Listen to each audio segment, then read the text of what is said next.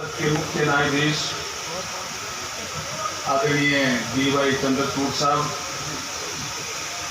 और हमारे वेंकट रमणी जी जो अटॉर्नी जनरल ऑफ इंडिया हैं, हमारे आदिश जी अग्रवाल जो प्रेसिडेंट है SCBA के, हमारे वाइस प्रेसिडेंट SCBA के कुमार जी और हमारे रोहित पांडे जी, सामने भी बहुत सीनियर जजेस बैठे हैं। कौल साहब से लेकर के बहुत चेहरे जानता हूँ, तुषार मेहता जी भी बैठे हैं। सबको मैं नमस्कार करता हुआ मेरी बात शुरू करता हूँ, क्योंकि कुछ विषय आज यहाँ इस प्रोग्राम में आए हैं। मुझे लगता है कि इस प्रोग्राम की शुरुआत हुई जहाँ डाल डाल पर सोने की चिड़िया करके बसेगा वो भारत देश है। तो पांडे जी ने 2000 तारीख को बधाई सकते हैं। ये इन्होंने कही है और मैं भाषण की समाप्त करके गा करके सुनाऊंगा एक लाइन, ठीक है? आपको मंजूर है क्या? मंजूर तो मैं थोड़ा बहुत गाता हूँ कभी कभी। आजादी का अमृत महोत्सव, हम 75 साल कैसे चले, कहां तक पहुंचे, हमें मंजिल मिली या नहीं मिली, इसका विश्लेषण करने का अवसर है। लेकिन हम 2047 तक कहां पहुंचेंगे, ये आज लाल किले की प्राचीर से प्रधानमंत्री जी ने मंजिल तय कर दी। हम विकसित भारत तक पहुंचे तो हमें रोड मैप बनाना है, सबको साथ चलना है इस भारत को विकसित भारत बनाने की प्रक्रिया में। और इसी के अवसर पर आज का ये कार्यक्रम जो हुआ है उसमें आयोजकों को बधाई देता हूं। एक विषय आया यहाँ अटॉर्नी जनरल इंडिया साहब ने पेश किया, वो कविता थी। सही आपके किसी समझ में आई क्या? नहीं, मैंने इनको कहा वो थोड़ा भाषा चेंज करके, कोई तमिल जानता तो तमिल में, कोई मलयालम जानता तो उसमें, मेरे को आप हिंदी में दीजिए। इन्होंने हाँ करी है, इनके लिए भी ताली बजा दो। लेकिन एक मैं सोच रहा हूँ कि तो कविता पढ़ी उसमें शायद भाव ये था कि what is the nation, spirit यही थी क्या? नेशन क्या है, हम राष्ट्र किसको कहते हैं? तो बड़ा मुश्किल होता है इसको समझना। लेकिन मैं क्योंकि अध्ययनशील आदमी रहता हूं तो पढ़ता रहता हूं, तो मैंने कई बार पढ़ा, कई बार जाना, कई इंग्रेडिएंट होते हैं राष्ट्र के। लेकिन बहुत से लोगों ने कहा 5 अगर ये इंग्रेडिएंट मौजूद है तो राष्ट्र कहलाने के लायक। और जिसका जिक्र ये हमारे अटॉर्नी जनरल साहब किया कर रहे थे, क्या एक भूभाग, there must be certain area, geographical area, वो नहीं हो तो राष्ट्र नहीं करा सकता।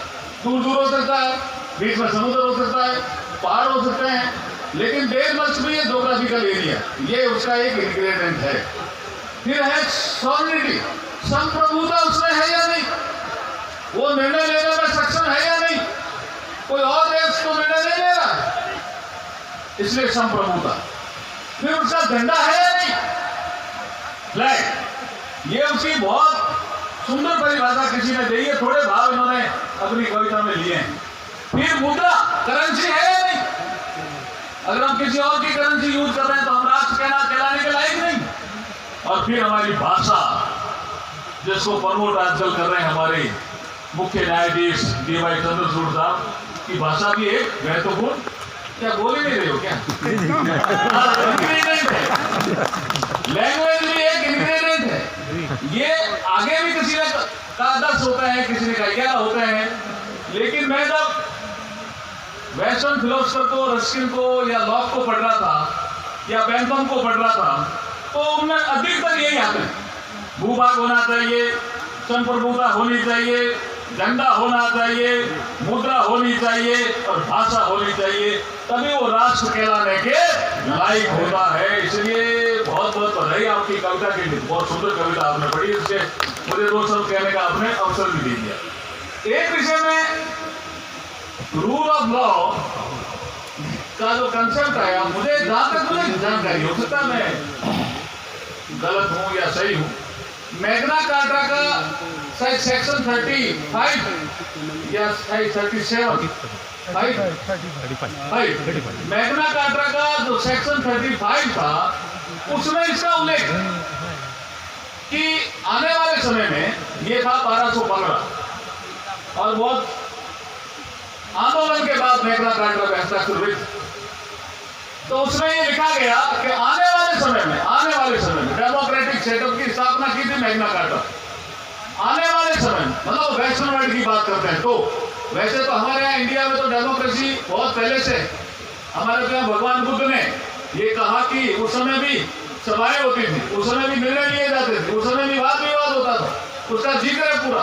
संत रविदास जी ने भी जिक्र किया, बसवेश्वर भगवान ने साउथ में जिक्र किया।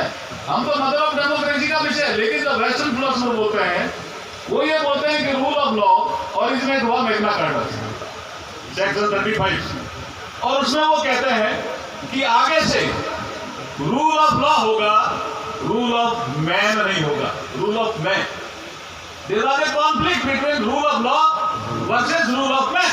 अब राजा होता था, उसने कोई निर्णय दे दिया, उसका बैकबोन क्या है, नैतिकता है या नहीं है, जस्टिस है या नहीं है, वो कोई नहीं देखता। राजा ने कह दिया हो गया, उन्होंने कहा नहीं भाई ये नहीं होगा, रूल ऑफ लॉ होगा, तो कौन बनाएगा? तो इसलिए ये कोडिफिकेशन संहिताएं, हमारे यहाँ तो बहुत संहिता, हमारे यहाँ ज्योतिष वाले जब मिलकर बैठते थे, बोले क्या बनाया है, बोला भरपूर संहिता। हमारे यहाँ तो संहिता का जिक्र था, इसलिए आपने सही कहा कि हमारे यहाँ जो अभी संहिताएं आ रही है, Indian panel code, CrPC, Indian evidence act को लेकर के, अभी तो बिल पेश किया है गृह मंत्री जी ने, अभी कमेटी में जाएगा। लेकिन बहुत बड़ा सुधार जिसका जिक्र हमारे अग्रवाला जी कर रहे थे, वो सुधार है। मैं इस